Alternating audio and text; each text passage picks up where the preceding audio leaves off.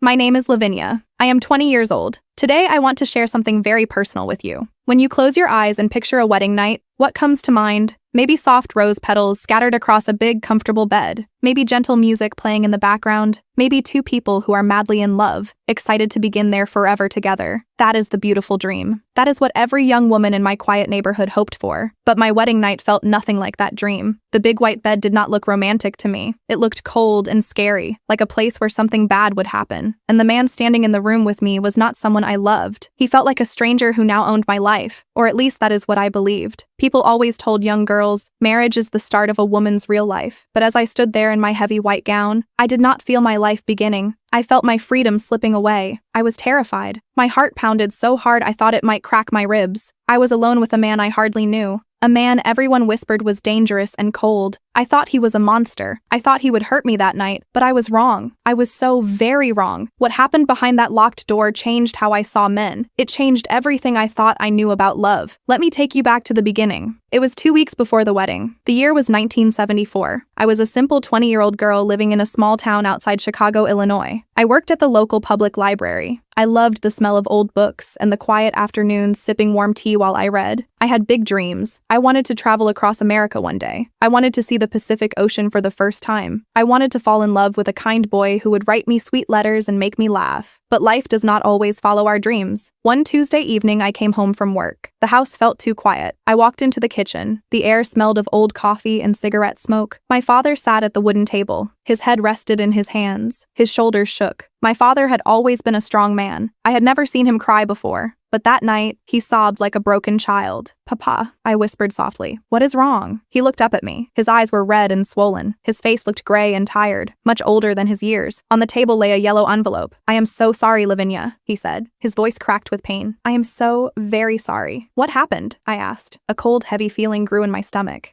"I gambled," he said quietly. "I lost everything. The savings, the small hardware store, even this house. I could not breathe. This house held every memory of my mother.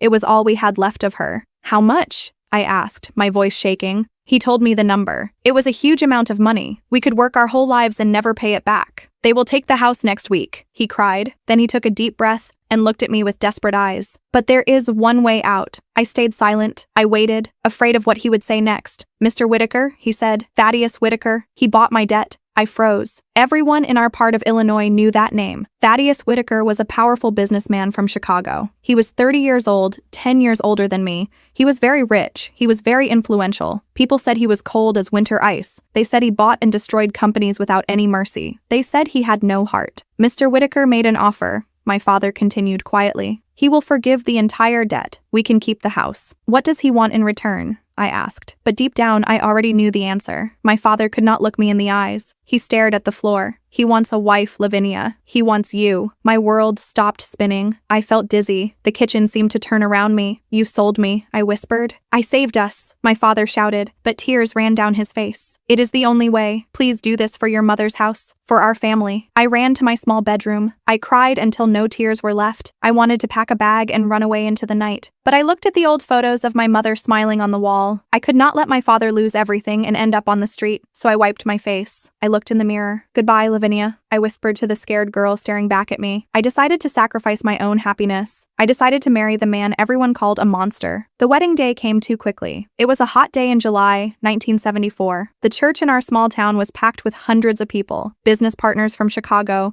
wealthy families, and many strangers filled the seats. They smiled and laughed. They drank champagne and ate fancy cake. They looked at me and said, "What a lucky bride. She married one of the richest men in Illinois." They did not see my hands shaking. They did not see the fear hiding in my eyes. Before the ceremony, Thaddeus's mother came to the small room where I waited. She was a tall woman with a stiff, serious face. She did not hug me or offer kind words. She opened a dark velvet box. Inside lay a heavy gold necklace. It was old, thick, and very expensive. "This is the Whitaker family heirloom," she said in a cold voice. "My husband gave it to me. His father gave it to his mother. Now you will wear it." She fastened the necklace around my neck. It felt so heavy. It did not feel like jewelry. It felt like a chain locking me in place. The gold was cold against my warm skin. the edges pressed sharply. "Do not lose it," she warned me. "This necklace is worth more than your life." I walked down the long aisle. The heavy gold pushed against my collarbone with every step. It hurt. At the end of the aisle stood Thaddeus Whitaker. He wore a sharp black suit. He was tall with broad shoulders. He had dark hair and intense eyes. He was not smiling at all. His jaw looked tight. His forehead showed deep lines. I thought he was angry. I thought he did not want to be there either. Maybe he only needed a wife for appearances. He looked at me. His eyes were dark and serious. I shivered. "When we said our vows," his voice was low and flat. I do.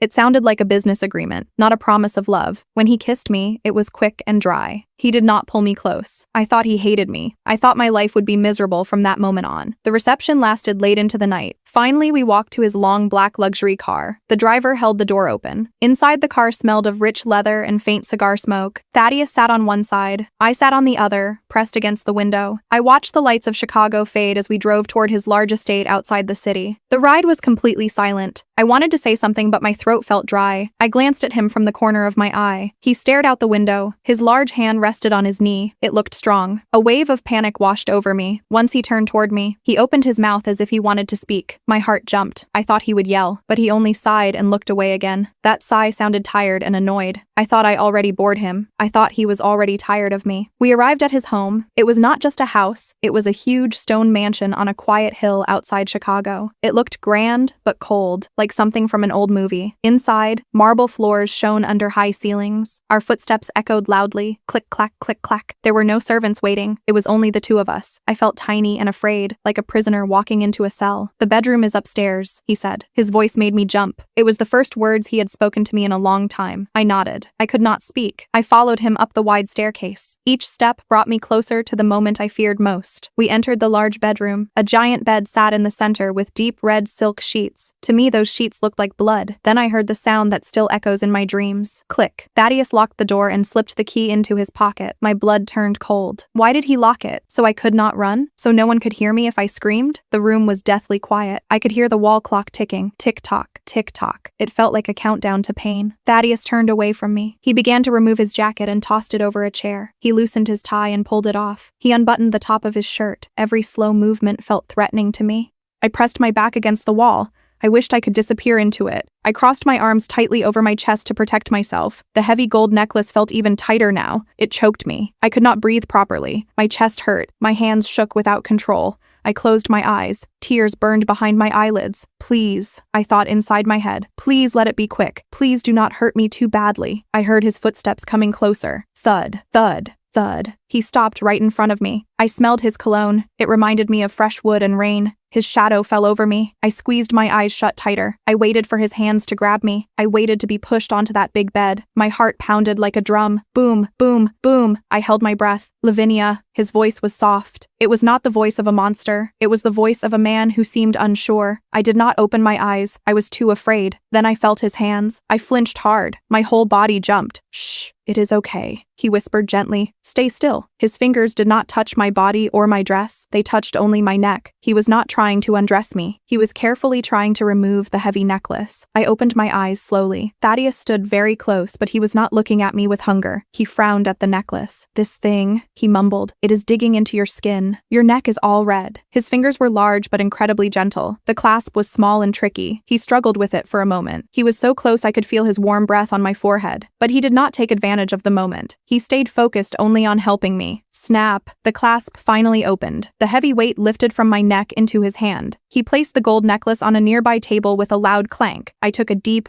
full breath. For the first time all day, real air filled my lungs. The pain in my neck eased. I rubbed the sore spot. I looked at him in complete shock. He stepped back right away. He created space between us. He wanted me to see he was safe. "Why?" I asked. My voice trembled. He looked confused. "Why what? Why didn't you do anything?" I asked. "You bought me. My father sold me to you. I am your property now." Thaddeus's face changed. First he looked shocked. Then he looked deeply hurt. "Bought you?" he repeated. "Is that really what you think?" "You paid my father's debt," I said. "So you own me." Thaddeus sighed. He ran a hand through his dark hair. He looked very tired. "Lavinia," he said gently, "I did not pay the debt to buy a wife. I paid it because your father saved my father's life during the war 20 years ago." My mouth fell open. "What?" "I owed him," Thaddeus explained. "When I heard your father was in serious trouble, I wanted to help. I offered to clear the debt as a gift. But your father is a proud man. He would not accept charity. He refused the money unless it came as a marriage alliance. He wanted to feel he was giving something back. He insisted on the marriage. I stood there stunned. My father had not told me the full truth. He had lied to protect his pride, and in doing so he had terrified me. I agreed to the marriage because I thought I could give you a good and safe life, Thaddeus said. He looked down at his feet. In that moment, he looked like a shy young man, not a powerful businessman. I know what people say about me. They call me cold. They call me ruthless. But I was scared too, Lavinia. I do not know how to talk easily with women. I did not smile today because I was afraid you would hate me. And when I saw you shaking in the car, I knew you were terrified of me. I felt like a monster myself. I looked at him carefully for the first time. I saw his nervous hands. I saw real kindness in his eyes. He was not a villain. He was only a lonely man caught in a painful misunderstanding. Suddenly, a loud sound broke the heavy silence. Grumble. It was my stomach. My face turned bright red. I had not eaten anything all day because of nerves. Thaddeus looked at me. Then a small, warm smile appeared on his face. It was a beautiful smile that made the corners of his eyes crinkle. You are hungry, he said simply. A little, I admitted, embarrassed. Wait here, he said. He unlocked the door and went downstairs. 5 minutes later, he returned. He had removed his suit jacket. He looked more relaxed. In his hands, he carried a simple plate. There was no fancy food, just 2 plain cheese and tomato sandwiches and 2 glasses of cold milk. It is all I could find in the kitchen, he apologized with a shy smile. He sat down on the thick rug on the floor. He patted the spot beside him. Come on, take off those painful high heels. Let us eat. I hesitated for a moment, then I kicked off my tight shoes. I sat down next to him on the floor. There we were, still in our wedding clothes, eating simple sandwiches in the middle of the night on the bedroom rug. It was the strangest and most wonderful moment of my life. We started talking. I hate this stiff suit, he said while chewing. I laughed softly. I hate this dress. I can hardly breathe in it. I am terrified of spiders, he confessed suddenly. I giggled. The big, powerful businessman is afraid of tiny spiders? Terrified. He grinned. And I love jazz music, but my father always said it was too noisy. I love jazz too, I said. We talked for a full hour. We talked about books we both enjoyed. We talked about wanting to see the ocean someday. We talked about his lonely childhood growing up in this big, empty mansion.